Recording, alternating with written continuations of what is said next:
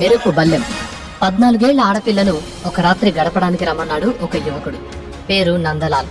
ఆ మాట విన్న రుద్రకు కోపం వచ్చి ఆ అమ్మాయిపై ఉన్న చెడు ఉద్దేశాన్ని మార్చుకోమని నందలాల్తో చెప్పాడు. వారిద్దరి మధ్య మాటామాటా పెరిగి ఒకరిపై ఒకరు చేయి చేసుకునే స్థాయికొచ్చింది వ్యవహారం. రుద్ర పిడికిలి నందలాల్ పిడికిలికి తగలడంతో అతని చేతిలో ఉన్న ఎముక విరిగిపోయింది.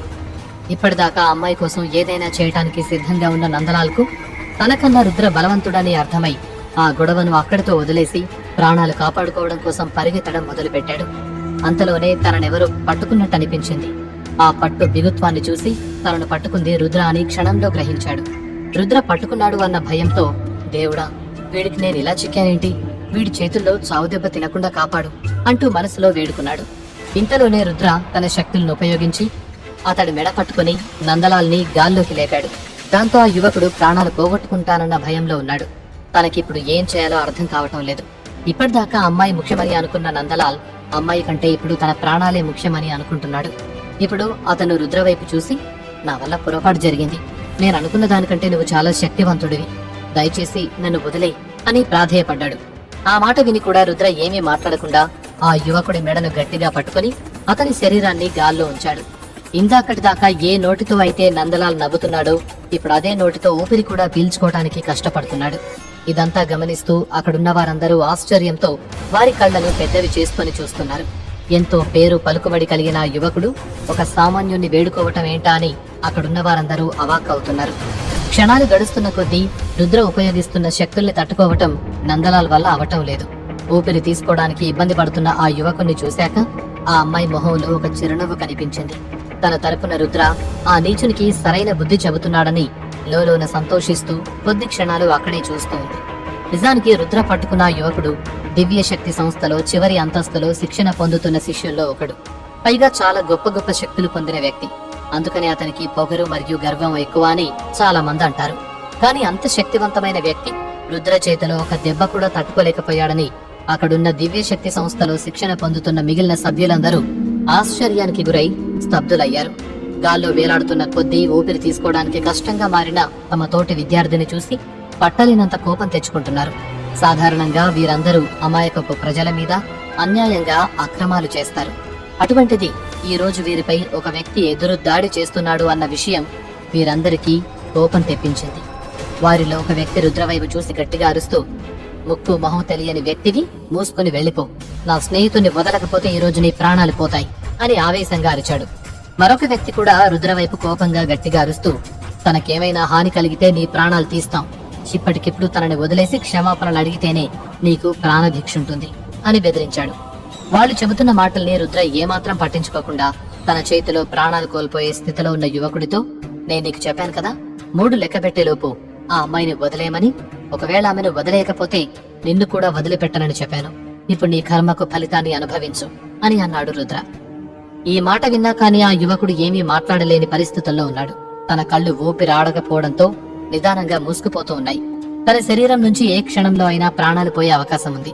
పైగా తన చుట్టూ ఉన్న వ్యక్తులందరూ గట్టిగా అరుస్తూ రుద్రను బెదిరిస్తున్నా కానీ రుద్ర ఏమాత్రం పట్టించుకోవటం లేదు. అంతలో మరో వ్యక్తి రుద్రతో, తనని వదలకపోతే నిన్ను చంపేస్తాను. కనీసం నీకు పేరు కూడా లేదు. అటువంటి వ్యక్తివి ఇంతటి దారుణం చేద్దామని అనుకుంటున్నావు. తనకు హాని కలిగించడం నీ జీవితంలో అతిపెద్ద ఆఖరి తప్పవ్వబోతోంది అని అన్నాడు. ఇదే విధంగా అక్కడున్న మిగతా వ్యక్తులు కూడా రుద్రను బెదిరించే ప్రయత్నంలో ఉన్నారు. అంతలో రుద్ర ఒక్కసారి వారి వైపు కోపంగా చూశాడు. దాంతో అక్కడున్న కొద్దిమంది యువకులు భయంతో మౌనంగా ఉన్నారు. కానీ మరికొందరు మాత్రం అదే విధంగా అరుస్తూ ఉన్నారు. వారందరూ రుద్ర మీద కోపంతో తనను బెదిరిస్తూ ఉన్నారు. దాంతో ఇంతవరకు వీరి మాటలు విని మౌనంగా ఉన్న రుద్ర మరోసారి వారి వైపు కోపంగా చూశాడు. అప్పుడు కూడా వారు ఏమీ పట్టించుకోకుండా రుద్రను బెదిరిస్తూ ఉన్నారు. నిజానికి రుద్ర దివ్య శక్తి సంస్థ గురించి చాలా విన్నాడు మరియు దాని గురించి చాలా తెలుసుకున్నాడు. ఈ సంస్థలో చాలా శక్తివంతులు ఇంకా ధనవంతులు ఉంటారు. అది మాత్రమే కాకుండా ఇక్కడ చదివే వారందరికీ ఈ రాజ్యం సహాయం అందిస్తుంది. కాబట్టి వారిపై ఎటువంటి అవమానం జరిగినా కానీ లేదా ఎవరైనా వారిపై దాడి చేసే ప్రయత్నం చేసినా కానీ రాజ్యం వారిని క్షమించదు.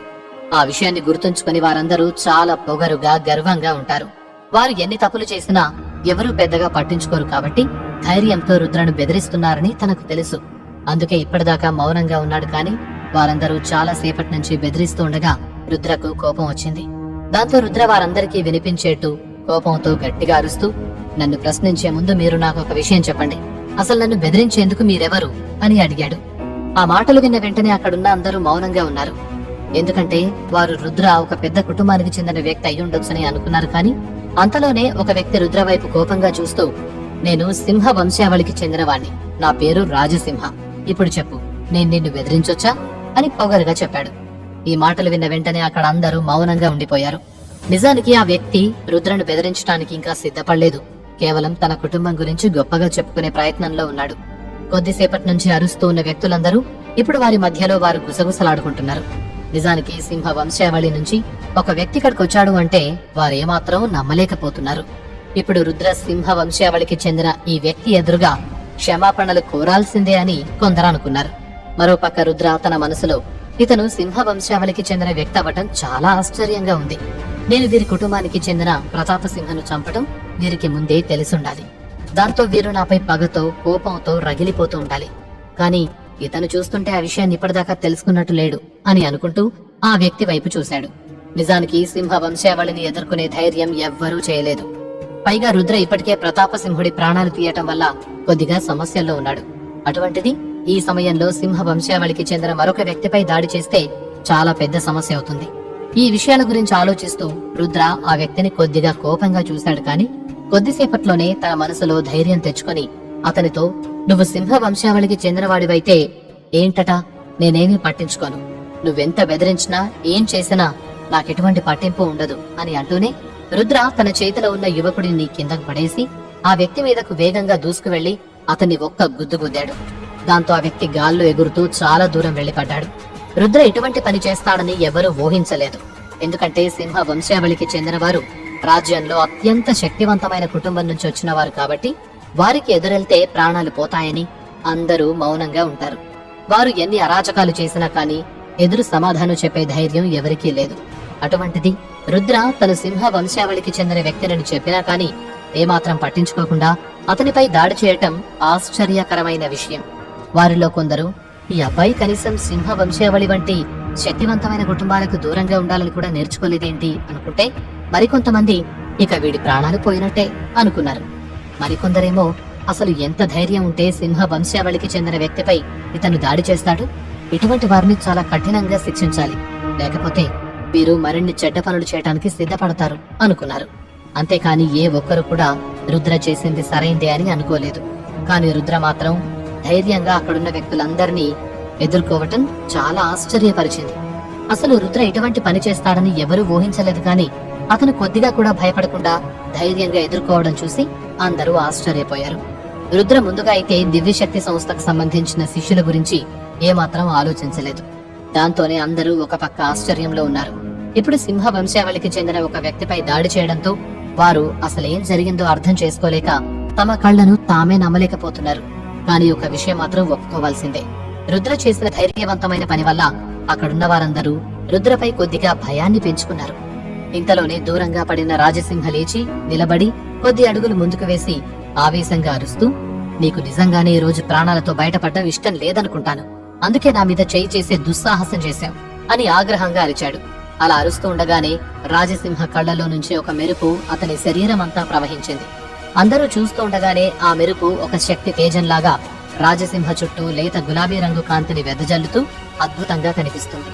ఆ కాంతి అద్భుతమైన శక్తిలో ఉన్న వాళ్లు మాత్రమే ప్రయోగించగలుగుతారు. అందువల్ల అక్కడున్న వాళ్ళందరూ కూడా రాజసింహ శక్తిని చూసి ఆశ్చర్యపోతూ, ఇతను ఖచ్చితంగా సింహ వంశావళికి చెందినవాడే, కేవలం అటువంటి వారే ఇంతటి గొప్ప శక్తుల్ని ఉపయోగించగలుగుతారు, ఆ వంశపు పేరును నిలబెట్టే వ్యక్తి ఇతనేనేమో అనుకుంటున్నారు.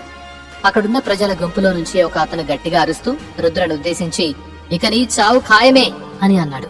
అతని మాటలకు ప్రజలందరూ కూడా అంగీకరిస్తున్నట్టుగా అవును అవును అని గట్టిగా అరుస్తున్నారు. ఇక రుద్ర మీద విపరీతంగా కోపంగా ఉన్న రాజసింహ అతని చేతిని పైకెత్తగానే ఆ చేయంతా కూడా శక్తులతో నిండిపోయి సూర్యకాంతిలాగా వెలుగులు ప్రజ్వలింపజేస్తోంది. అది చూసిన రుద్ర మొదట కాస్త కంగారు పడ్డాడు. ఎందుకంటే రాజసింహ ప్రగల్భాలు పలుకుతున్నాడే కాని అంత శక్తివంతుడు కాదేమో అని ముందుగా రుద్ర అనుకున్నాడు. కాని ఇప్పుడు అతని శక్తులు చూశాక రుద్ర ఉద్దేశం మారిపోయింది. కాని ఏమాత్రం భయపడకుండా రుద్ర తన శరీరంలోని శక్తులను బయటకు తీసి మరింత వేగంగా పరిగెడుతూ రాజసింహ తన శక్తులతో దాడి చేసేలోపే అతని చేతిలోని మెరుపును వేగంగా రాజసింహ వైపు విసిరాడు.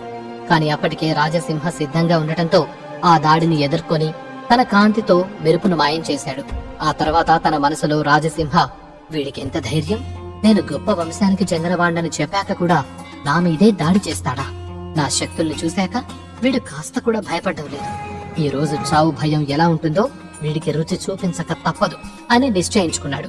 ఆ తర్వాత ఆలస్యం చేయకుండా రాజసింహ తన శక్తులను ఉపయోగిస్తూ మంచుగడ్డతో తయారైన అతి పదునైన కత్తిని తన వైపు దూసుకొస్తున్న రుద్రను ఆపడానికి ఉపయోగించాడు. కొద్ది క్షణాల్లో ఆ మంచు ఖడ్గం రుద్ర శరీరాన్ని చీరుస్తుంది అని అందరూ ఆసక్తిగా కళ్ళు పెద్దవి చేసుకుని చూస్తుండగా రుద్ర తన చేతిలో నుండి ఒక బలమైన మెరుపును ఆ ఖడ్గం మీదకు విసిరాడు. వెంటనే రాజసింహ ఖడ్గం విరిగిపోయి ముక్కలు ముక్కలుగా నేలపై పడిపోయింది.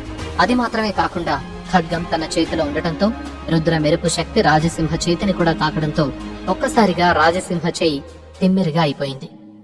అతను తన చేతిని మామూలు స్థితికి తెచ్చుకోవడానికి పైకి కిందికి కదిలిస్తూ ఉండగా ఎదురుగా ఉన్న రుద్ర గట్టిగా అరుస్తూ, నువ్వు నీ శక్తులతో నన్ను చంపాలి అనుకుంటున్నావేమో, అది ఖచ్చితంగా తెలిస్తే కుదరని పని.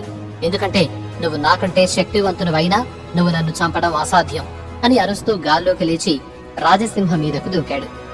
కాని ఇంతలోనే చేరుకున్న రాజసింహ ఖడ్గాలతో పని కాదనుకుని అతని చేదని అస్త్రంగా వాడుతూ అతని శరీరంలోని లేత గులాబీ రంగు కాంతిని పదునైన కాంతి కిరణంలాగా వాడుతూ అతని వేళ్ల నుండి వరుసగా మెరుపులను రుద్ర వైపు వదిలాడు. ఉన్నట్టుండి ఇలాంటి దాడిని రాజసింహ ప్రయోగిస్తాడని అస్సలు ఊహించని రుద్ర అతని మెరుపుల దాడిని తప్పించుకుంటూ నేల మీద రాజసింహ విధంగా అటు ఇటు వంకర టింకరగా పరిగెత్తసాగాడు. రుద్ర తెలివిగా అలా పరిగెడుతూ ఉండటంతో రాజసింహకు గురి కుదరటం లేదు. అయినా వరుసగా దాడి చేస్తూ ఉండటంతో ఒక మెరుపు దాదాపుగా రుద్ర నడుమును తాకబోయింది. కాని ఇంతలోనే రుద్ర గాల్లోకి దూకడంతో ఆ మెరుపు దాడి నుండి తప్పించుకున్నాడు. అది చూసిన అక్కడి ప్రజలందరూ కూడా, ఇతనికి కోపమే ఎక్కువ అనుకున్నాం, తెలివి కూడా ఎక్కువే. వీళ్ళిద్దరి మధ్య యుద్ధం చూస్తుంటే చాలా రసవత్తరంగా ఉంది. కాని ఏం లాభం, గెలిచేదెవరో ముందే తెలుసు కదా అనుకుంటూ రాజసింహ ఎలా రుద్రను ఓడిస్తాడా అని ఆతృతగా చూస్తున్నారు. రుద్ర తప్పించుకుంటూనే రాజసింహపై ప్రతిదాడి చేయడానికి వ్యూహాలు పన్నుతున్నాడు.